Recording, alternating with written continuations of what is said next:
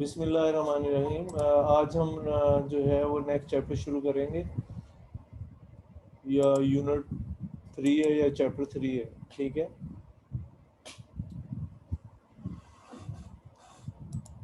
तो सबसे पहले है डायनामिक। क्या होता है? The branch of mechanics that deal with the study of motion of an object.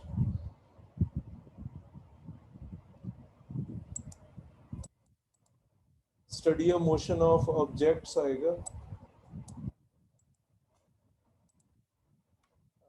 With the cause of its motion.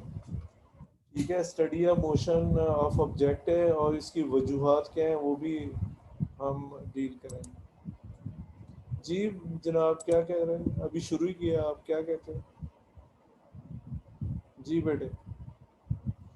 Sir unit 2 के सारे क्वेश्चन हो गए थे। हाँ हो गए थे, और क्या हो। जो कोई छोटा मोटा रह गया है वो आप खुद करें, कोई बात नहीं। अब इतना तो मैंने, मेरे ख्याल है 99.9, चलो 99% कर दिया है। कोई 1% रह गया तो उसको ट्राई करें, फिर कोई नहीं आता तो पूछ लें। ठीक है जी बेटे, क्या कह रहे हैं? The branch of mechanics that deal with the study of motion of objects with the cause of its motion। कहते हैं इसकी वजूहत क्या है मोशन की, वो भी हम इसमें देखते हैं। इसको हम डायनामिक कहते हैं। ठीक है जी। अच्छा, फोर्स क्या होती है? फोर्स इज द एजेंसी, ये जरिया है विच चेंजेस, जो तब्दील करती है, और tends to change the state of rest और of uniform motion of a body. कहते हैं ये एक ऐसा जरिया है जो तब्दील करने की कोशिश करता है हालत सुकून को या हालत हरकत को। मतलब एक बॉडी जो रुकी हुई है ना, तो आप इस पे 1 न्यूटन की फोर्स लगाते हैं, वो नहीं चलती, लेकिन फोर्स तो लगा रहे हैं ना। ठीक है, और टेंस टू चेंज, कोशिश करते हैं तब्दीली की, इसका ये मतलब हो गया। इसलिए जैसे फोर्स बढ़ा दें, अब 10 न्यूटन फोर्स लगाएंगे तो वो चल पड़ेगा, तो इसका मतलब चेंज कर दिया आपने उसकी स्टेट को। क्या हो गया? वो मोशन में आ गया। क्या हो गया? मोशन में आ गया। इसलिए ये दोनों चीज़ें जो है ना, कि चेंज, ये चेंज और टेंस टू चेंज। ठीक है, नज़र आ रहा होगा, मैं उसको हाईलाइट किया उससे। तो इसको हम कहते हैं, ये फोर्स की डेफिनेशन में दोनों आएंगे। वैसे एक बंदा फोर्स लगा रहा है किसी ऑब्जेक्ट पे, वो मूव नहीं कर रहा, ठीक है, या वो रुक नहीं रहा, तो वो लेकिन फोर्स तो लगा रहा है ना, फोर्स की डेफिनेशन में वो आता है। ठीक है, तो लिहाजा हम टेंस टू चेंज जो इस्तेमाल करते हैं यहाँ पे। ठीक है बच्चों, समझ आया? एग्जाम्पल, व्हेन समवन पुल और pushes a door, it will change its state of rest or tends to change if small child will try this। अब अगर छोटा बच्चा होगा ना, वो क्या करेगा? कम फोर्स लगाएगा, लेकिन वो उससे दरवाज़ा बंद नहीं हो रहा, फर्ज करो, या खुल नहीं रहा, या रुक नहीं रहा। ठीक है, तो वो क्या है कि टेंस टू चेंज, वो हालत को तब्दील करने की कोशिश कर रहा है, कम फोर्स लगा रहा है। ठीक है, लेकिन अगर कोई बड़ा बच्चा है तो वो आसानी से, क्योंकि वो फोर्स ज़्यादा लगा रहा होगा, दरवाज़ा बंद भी कर सकता है, खोल भी सकता है, तो उसको रोक भी सकता है। ठीक है जी। अच्छा जी, इनर्शिया क्या है? Inertia of a body is the property due to which it resists any change in state of rest or motion। अब देखें, ये क्या है? ये inertia ऐसी प्रॉपर्टी है, कोई आप किसी बॉडी पे फोर्स लगाते हैं कि वो मूव करने लग जाए, वो मूव नहीं करती, क्योंकि एक तो उसको ज़्यादा फोर्स की ज़रूरत है मूव करने के लिए, दूसरा उसका मैस ज़्यादा होगा। अब जितना मैस ज़्यादा होगा उसको रोकना भी मुश्किल है, और क्या है, चलाना भी मुश्किल है। यानी वो बॉडी ये चाहती है, चलो यूँ कह लें आम अल्फाज में, कि हम, मैंने नहीं चलना, जो मर्ज़ी कर लो। उसको अनर्शिया कहते हैं। क्या कहते हैं? अनर्शिया। बात समझ आ रही है? और अगर एक बॉडी मूव कर रही है, जैसे आप ये देखें कि हमारे पास कोई साइकिल है और वो मूव कर रहा है किसी स्पीड से, तो आप सामने जाके भी उसको रोक सकते हैं, तो भाई साहब 1 मिनट ठहरो। वो बाज़ वो आपके दोस्त ऐसे मजाक करते हैं ना आपके साथ, तो वो ऐसे ही करते हैं, सामने आके साइकिल को रोक देते हैं। लेकिन अगर आप गाड़ी पे हैं, ठीक है, कार पे हैं, तो वो आपको रोकेंगे नहीं, या रोक नहीं सकते। उसकी वजह क्या है? कि उसका मैस ज़्यादा है, यानी चलो जी 100 किलोग्राम की गाड़ी है, तो वो 100 किलोग्राम की है और आपको चलाना मुश्किल होगा उसको, और रोकना मुश्किल होगा और चलाना भी मुश्किल होगा, ठीक है ना। लेकिन साइकिल को आप आसानी से धक्का दे सकते हैं, वो चल जाएगा, और रोक भी सकते हैं क्योंकि उसका मैस क्या है, कम है। समझ आया, ये इनर्शिया की एक प्रॉपर्टी है, क्या है, जो जिसकी वजह से आप किसी बॉडी को रोकना और चलाना मुश्किल होता है। क्या होता है, मुश्किल होता है। Inertia of body is the property due to which it resist any change in state of rest और मोशन। ठीक है, क्लियर बात। आगे चलते हैं। Are the measure of mass of body is called inertia. अब जो मैंने अभी बताया, जितना जिस्म ज़्यादा भारी होगा, वजनी होगा, उतने उसको चलाना भी मुश्किल है और रोकना भी मुश्किल है। इसका मतलब उसका इनर्शिया क्या होगा, ज़्यादा है। क्या है, इनर्शिया ज़्यादा है। ठीक है बच्चों, बात समझ आ रही है। अगर आपको नहीं आ रही तो मुझे बता दें, हैंड रेज करें। यानी जितना मैस ज़्यादा होगा, आपने आम प्रैक्टिस में भी देखते हैं। चलो जी, एक साइकिल और गाड़ी का इंजन इकट्ठे एक ही स्पीड से आ रहे हैं, ऐसा ऐसा, तो जाहिर है आप गाड़ी के इंजन को नहीं रोक सकते क्योंकि इसका मैस बहुत ज़्यादा है। तो वो ये चाहता है मैंने रुकना ही नहीं है, जो मर्जी कर लो, ठीक है ना। तो वो तो ब्रेक लगाते हैं या हमने एक मैकेनिकल सिस्टम बनाया है जिसके ज़रिए हम उसको रोक सकते हैं। ठीक है, क्लियर। तो जितना मैस ज़्यादा होगा किसी बॉडी का, उसको चलाना भी मुश्किल है और क्या है, रोकना भी मुश्किल है। उसको हम क्या कहते हैं, इनर्शिया कहते हैं। Inertia directly proportional to the mass of the body. Inertia क्या है, डायरेक्टली प्रोपोर्शनल है बॉडी से, उसको रोक मैस के। और जितना मैस ज़्यादा होगा उसको चलाना भी मुश्किल है और रोकना भी मुश्किल है। उम्मीद है आपको समझ आ गया होगा। जी समझ आ गया। अब इसकी एक एग्जांपल भी है, explanation. Greater the mass greater will be the inertia and vice versa. अब वाइस वर्सा का ये मतलब होता है जो ऊपर लिखा है उसका उलट। मसलन ऊपर क्या लिखा है, greater the mass greater will be the inertia. अब यहाँ क्या आएगा, smaller the mass smaller will be the inertia. उसकी जगह पे आप ये दो लफ्ज लिख दें, वाइस वर्सा। वो एग्जामिनर खुद ही समझ आता है कि ये जो ऊपर लिखा है इसका उलट है। बात समझ आ रही है। ये एक लफ्ज़ है ख़ास, ये कई जगह पे इस्तेमाल होगा आपका, मैथ में भी और फिज़िक्स में भी, केमिस्ट्री में भी कहीं आ सकता है। इसको वाइस वर्सा कहते हैं, उलट।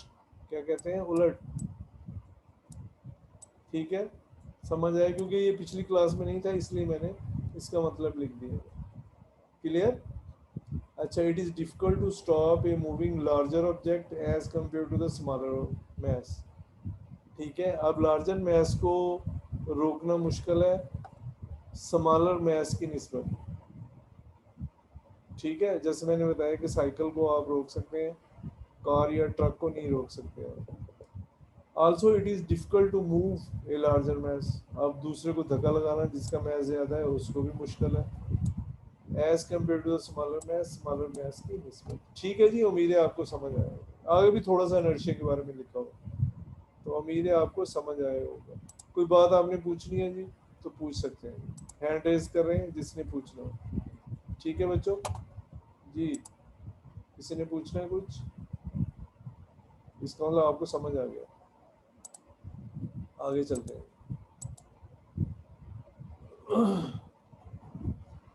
Example, take a glass cover with a piece of cardboard. आप एक ग्लास लेंगे ना, वो आपको पता ही ग्लास, ये एक गिलास है, ठीक है। तो इधर सही नहीं बन रहा, वो उधर ही सही बनेगा जहाँ हम काम कर रहे हैं। इसके ऊपर कार्डबोर्ड रख दें, क्या रख दें, बुक में बनी हुई फिगर। तो इसके ऊपर एक कॉइन रख दें, कार्डबोर्ड पे क्या रख दें, कॉइन। तो जैसे आप इसको खींचेंगे ना, पुल करेंगे ये जो कार्डबोर्ड है, तो कॉइन तो मूव नहीं करेगा, वो नीचे गिर जाएगा, वहीं रहेगा। चलो, क्या आ जाएगा, इस गिलास के अंदर गिर जाएगा। ठीक है, बात समझ आ रही।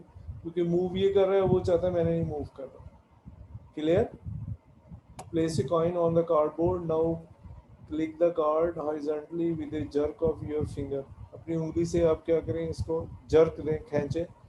The coin does not move with cardboard due to inertia. Coin जो मूव नहीं करेगा कार्डबोर्ड के साथ। ठीक है, इसकी दूसरी एग्जांपल भी लिखी है, उसकी ज़रूरत नहीं है। ठीक है, आगे चलते हैं। ठीक है, वो लिखी है लेकिन उसकी ज़रूरत नहीं है, कोई बात नहीं, वो भी ऐसी है। अच्छा जी, Newton's first law of motion. अब हम पहला कानून हरकत पढ़ते हैं कि क्या है statement. A body will remain at rest or continue to move in straight line with constant velocity। एक बॉडी जो है वो रेस्ट में रहेगी या अपनी हरकत को स्ट्रेट लाइन में जारी रखेगी। पहला तो हिस्सा है रिमेन एट रेस्ट, ठीक है। दूसरा है continue to move in straight line with constant velocity unless acted upon by any unbalanced force, जब तक इस पर कोई गैर मुतवाजन कुव्वत अमल ना करे। बात समझ आ रही कि जब तक कोई फोर्स नहीं लगाएंगे ना तो बॉडी जो है या तो रुकी रहेगी, दूसरा या वो चलती रहेगी।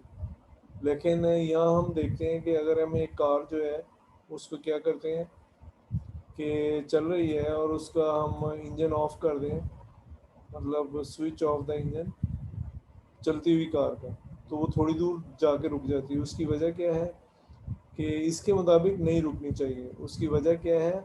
उसकी वजह ये है कि ज़मीन की रगड़, फ्रिक्शन जिसको कहते हैं, हवा की रगड़ और ज़मीन की कुव्वत कशिश या ग्रेविटेशनल फोर्स, इन सब ने मिलके उसको रोक लिया है। अगर ये हटा दिए जाए, ज़मीन को नीचे से हटा दें आप, हवा भी ख़त्म कर दें, तो आप किसी बॉडी को छोड़ेंगे वो चलती जाएगी। क्या है? वो चलती जाएगी। जैसे स्पेस के अंदर हम कोई एक स्पेसशिप छोड़ते हैं, मरीख की तरफ भेजते हैं, ठीक है। वो एक दफ़ा उसको हम पुश लगा देते हैं रॉकेट के ज़रिए,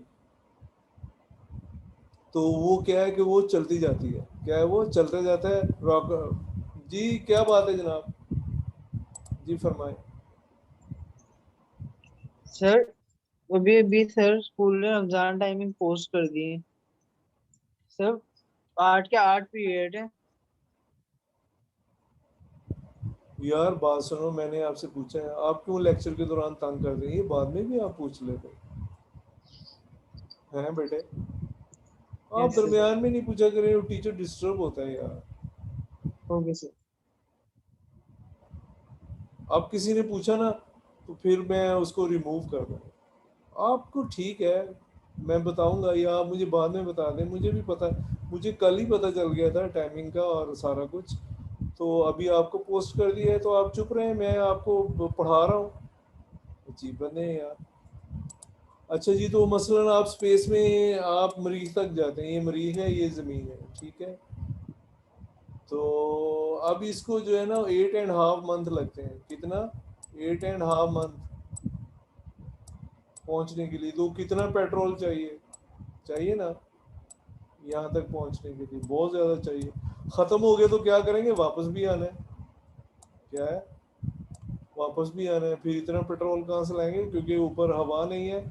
और एक दफ़ा किसी रॉकेट के ज़रिए इसको छोड़ देते हैं, वो फिर यहाँ तक पहुँच जाता है इसके एटमॉस्फेयर में।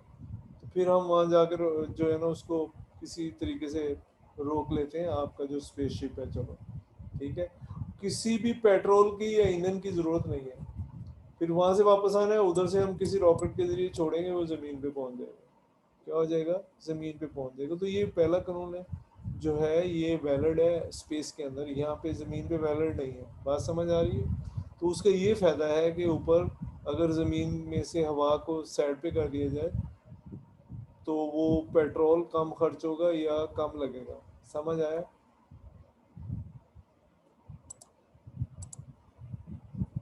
अच्छा जी, explanation.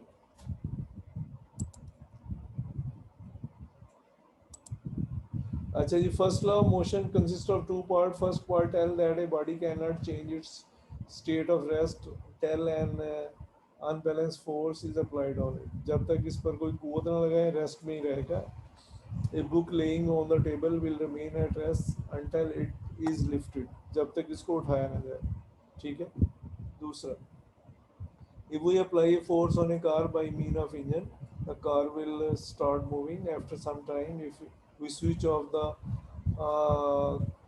car engine, the car will come to rest after covering some distance, which is contradiction of the law। contradiction का मतलब opposite है इस कानून के। क्या है? opposite है। ये भी लफ्ज़ आप याद रखें। contradiction क्या होता है?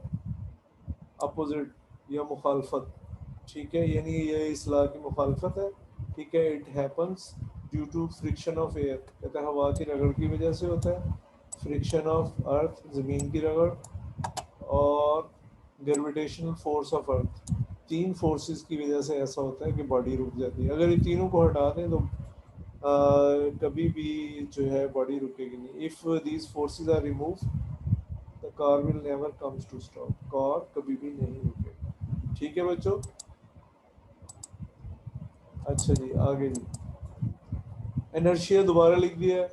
any body has itself cannot change its state of rest or motion. The property of body that oppose any change is called inertia. The inertia of the body is directly proportional to the mass of the body. अब जितना ज़्यादा mash होगा उसकी inertia की सलाहियत जो है वो क्या होगी, ज़्यादा होगी। उसको रोकना भी मुश्किल है और चलाना भी मुश्किल है। Law of inertia. This law states that position of body does not change by itself till some external force act on it. कहते हैं कि पोजीशन किसी बॉडी की तब्दील नहीं हो सकती। हसन ये लिख लेना, जब तक ये क्या है, अहमद अहमद को कह रहा हूँ, sorry. This law states that position of the body does not change, position तब्दील नहीं होती by itself until some external force act on it, जब तक कोई बैरूनी क़ुव्वत अमल ना करे, which is similar to the statement of first law of motion। कहता है ये first law of motion के similar है। thus Newton's first law of motion is called law of inertia। इसलिए न्यूटन first law को हम क्या कहते हैं, inertia का कानून भी कह सकते हैं। ठीक है जी, आगे चलो। second law of motion, अच्छा जी, इसमें क्या है, whenever force is applied on a body, जब हम किसी बॉडी पे फोर्स लगाते हैं, the acceleration is produced in the body। Body में क्या होता है, एक्सेलेरेशन पैदा हो। जाहिर है हमारे पास क्या है, ये देखें, ये एक बॉडी है, तो आप इस तरफ फोर्स लगा रहे हैं, ठीक है, तो अब जाहिर है इसी सीमत में क्या होगा, ये मूव करेगी, वेलोसिटी पैदा होगी। क्या होगी, वेलोसिटी इसी सीमत में पैदा होगी और एक्सेलरेशन भी इसी सीमत में पैदा होगी। ठीक है, अभी अगर वेलोसिटी बढ़ रही है तो एक्सेलरेशन भी इसी सीमत में पैदा होगा। ठीक है, बात समझ आई कि जब भी आप फोर्स लगाते हैं बॉडी पे, acceleration is produce in the body, body में क्या होता है, एक्सेलरेशन पैदा होता है। ठीक है, समझ आया?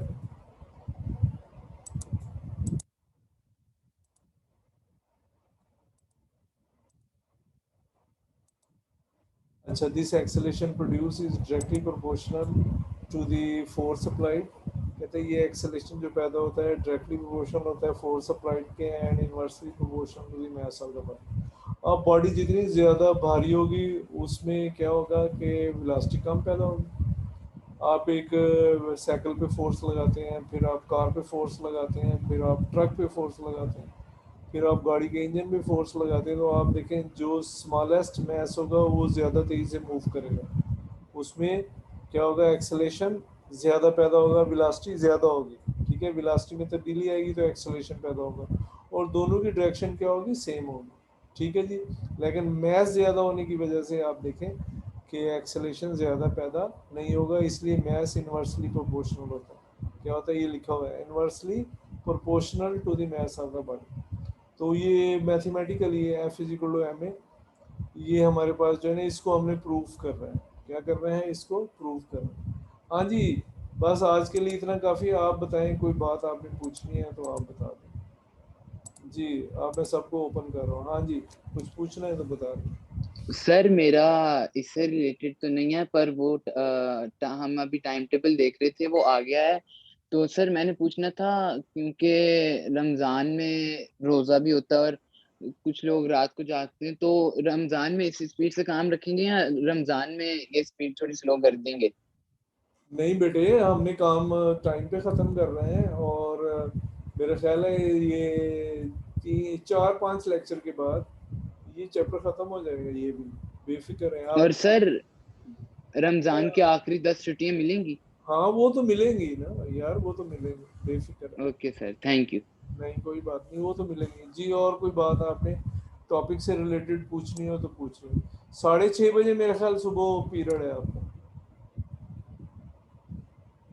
जी बच्चों, 6:30 बजे। जी सर। हाँ सर 6:30 बजे से लेकर 10:30 बजे तक है। हाँ, तो आप ऐसे करें ना, कोई 2 घंटे रात को भी सो जाएं, कोई बात नहीं। और दिन को भी सो जाए, कोई मसला नहीं।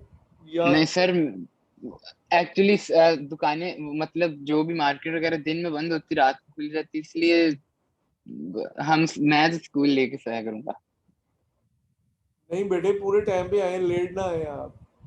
पूरे 6:30 बजे मैंने शुरू कर देना है। नहीं, मेरे कहने का ये मतलब है मैं सारी रात जागूंगा, उसके बाद क्लास से लेकर तो फिर मैं ये सो जाऊंगा। मेरी तो बात सुनो, ये रोज तो नहीं बंदा मार्केट जाता। चलो सर मार्केट की बात नहीं, एक्चुअली हमें इस तरह आदत हुई ना, पहले मैं जौन से स्कूल में जाता था उधर वो रमजान से एक हफ्ता पहले ही आपको छुट्टियां दे देते थे, और फिर रमजान से लेकर तो अगली क्लास तक मतलब 4 महीने की छुट्टियां रहती थी।